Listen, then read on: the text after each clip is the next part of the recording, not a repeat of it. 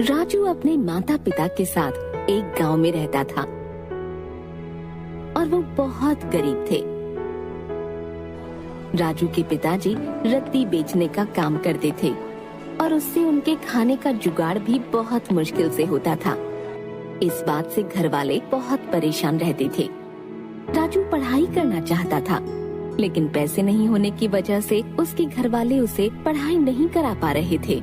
राजू की माँ इस बात से गुस्सा रहती थी और हमेशा भला बुरा कहती रहती थी। एक दिन राजू के पिता की बिल्कुल कमाई नहीं हुई, जिस वजह से राजू के पिता को खाली हाथ घर वापस आना पड़ा। राजू की माँ कहाँ हो? क्या है, बुला तो ऐसे रहे हो जैसे मेरे लिए सोने चांदी लाए हो। लाओ पैसे दो, खाना बनाना है। घर में खाने के लिए कुछ भी नहीं है। आज 1 रुपए की भी कमाई नहीं हुई है। मेरे पास 1 रुपया नहीं है। जाओ दुकानदार से उधार सामान ले लो, हम बाद में दे देंगे। हाँ, कह तो ऐसे रहे हो जैसे कि कल तुम खजाना ले आओगे। जाओ जाके खाने के लिए सामान लेकर आओ। ठीक है, जाता हूँ। इतनी भड़कती क्यों हो? जा रहा हूँ। इतना कहकर राजू के पिताजी सामान लेने दुकान पर जाते हैं और दुकानदार से उधार सामान देने को कहते हैं, लेकिन दुकानदार सामान देने से मना कर देता है और कहता है, भाई साहब, पहले आप पिछला हिसाब चुकाइए, फिर सामान लेना। भाई साहब दे दूंगा, आप आज सामान दे दीजिए, मैं कल आपके पूरे पैसे चुका दूंगा। पैसा कौड़ी होता नहीं है और आ जाते हैं सामान मांगने। ये लो और कल पैसे चुका देना। राजू के पिताजी दुकानदार की बात सोचते हुए सामान लेकर घर आ जाते हैं। अगले दिन जैसे ही राजू के पिता काम के लिए जा रहे होते हैं, रास्ते में उन्हें दुकानदार मिल जाता है। कहाँ जा रहे हो? याद है ना, आज तुम्हें मेरे पैसे चुकाने हैं। अगर आज पैसे नहीं चुकाए तो देखना मैं तुम्हारा क्या करता हूँ। भाई साहब, मैं आपके पैसे चुका दूंगा। इतना कहकर राजू के पिताजी काम के लिए निकल पड़ते हैं और बाजार जाकर रद्दी बेचने लगते हैं, लेकिन उनके पास कोई भी ग्राहक नहीं आता, जिस वजह से वो निराश हो जाते हैं और ग्राहक के आने का इंतजार करते हैं। ऐसे ही देखते देखते दोपहर हो जाती है और वो खाना खाने के लिए अपना खाना निकालते हैं। वैसे ही एक लड़की उनके पास आती है। कुछ खाने को दो ना। बेटा, कौन हो तुम और ऐसे अकेले क्यों घूम रही हो? और तुम्हारे माता पिता कहाँ हैं? काका, मैं मेले में खो गई हूँ और मुझे मेरे घर वाले मिल नहीं रहे। बेटा चिंता मत करो, सब ठीक हो जाएगा। ये लो, ये खाना खा लो, फिर मैं तुम्हें पुलिस स्टेशन लेकर चलूंगा। पुलिस वाले तुम्हें तुम्हारे घर छोड़ देंगे। राजू के पिता के पास बहुत कम खाना था, लेकिन उन्होंने बिना सोचे समझे लड़की को अपना पूरा खाना दे दिया और लड़की ने पूरा खाना खा लिया। और जैसे ही उसका खाना खत्म हुआ, राजू के पिता ने कहा, चलो अब पुलिस स्टेशन चलते हैं। जैसे ही राजू के पिताजी उस लड़की का हाथ पकड़ते हैं, वो उनका हाथ छुड़ाकर एक सुंदर परी का रूप ले लेती है।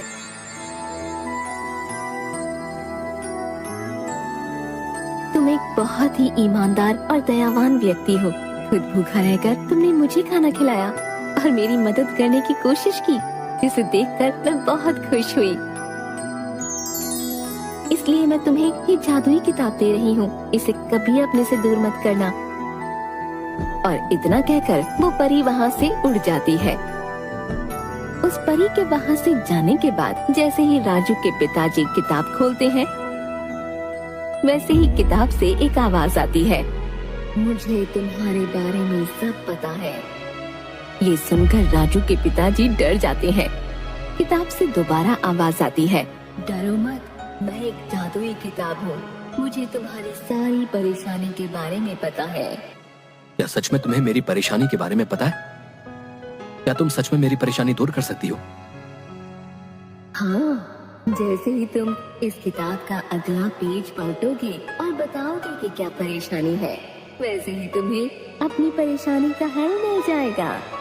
ठीक है जादुई किताब।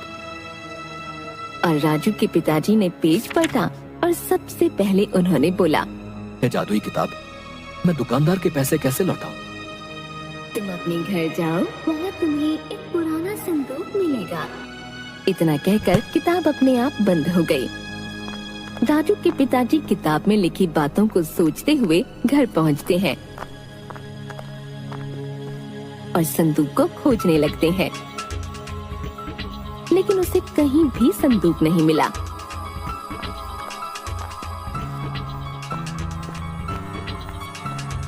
इतने में राजू की माँ बोलती है, क्या हो गया है? पूरा घर फैला दिया है, क्या चाहिए तुम्हें?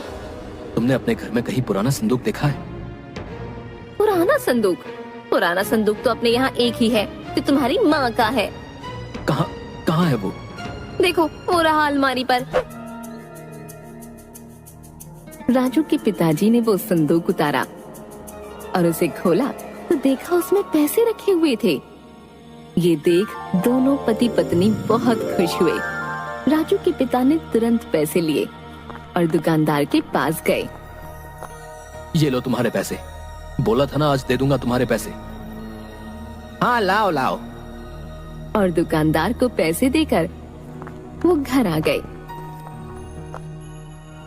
फिर सोचने लगे, चलो आज का काम तो हो गया, लेकिन अब कल का क्या? फिर उसे जादुई किताब के बारे में याद आया और उसने किताब निकाली और पूछा, मैं ऐसा क्या करूं जिससे मेरी आमदनी अधिक हो और मैं अमीर हो जाऊं?